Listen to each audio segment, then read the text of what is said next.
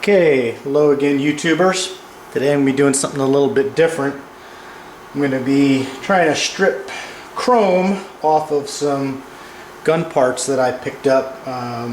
They were part of a drill rifle that had been chromed, and I'm seeing if I can strip some of the chrome off, or strip all the chrome off, and use them again on something that's not so shiny.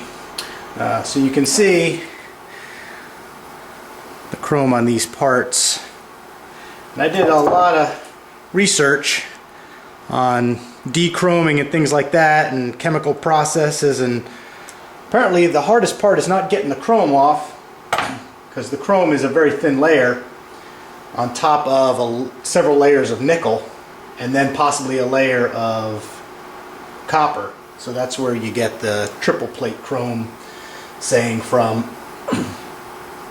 So stripping the chrome off chemically would be very difficult and creates all sorts of hazardous material like hexavalent chromium and things like that.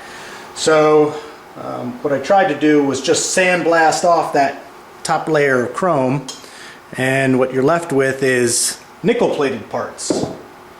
And you can see I got some parts here that I sandblasted with aluminum oxide, and they came out pretty good, and I could probably just refinish them with like a Cerakote or something on top of this. But if I wanted to phosphate coat them, I would have to get all the way down to the bare steel. So I picked up some nickel stripper from Caswell plating, and I've got that cooking up in my little crock pot here, and I'm going to see if I can get this nickel off.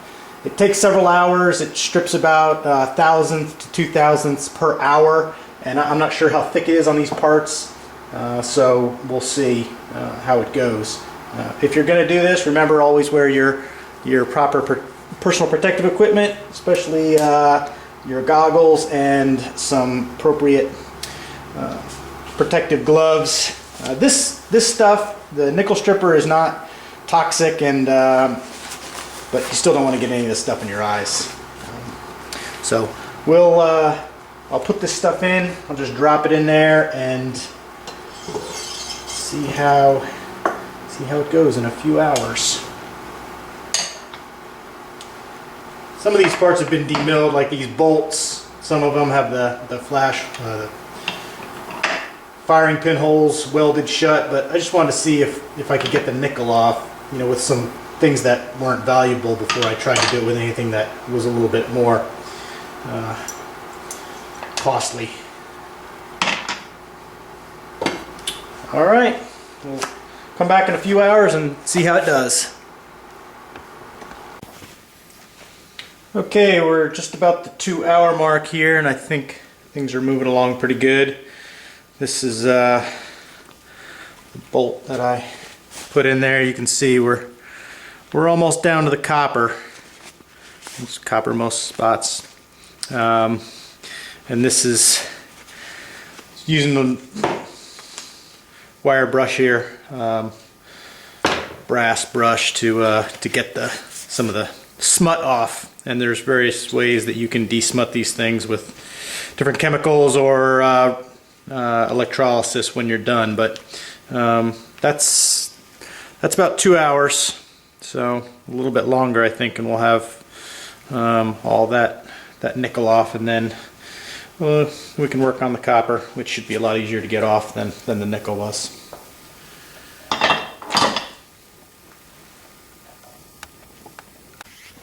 Alright, welcome back. It's been 3 hours, give or take a couple of minutes.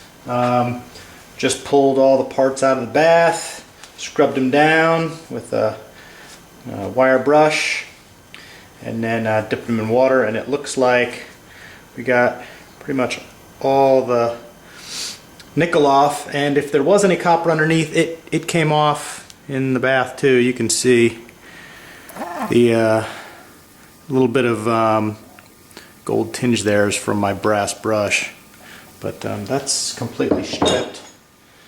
I better get these things dried off before they start to rust, because they are just pristine steel now.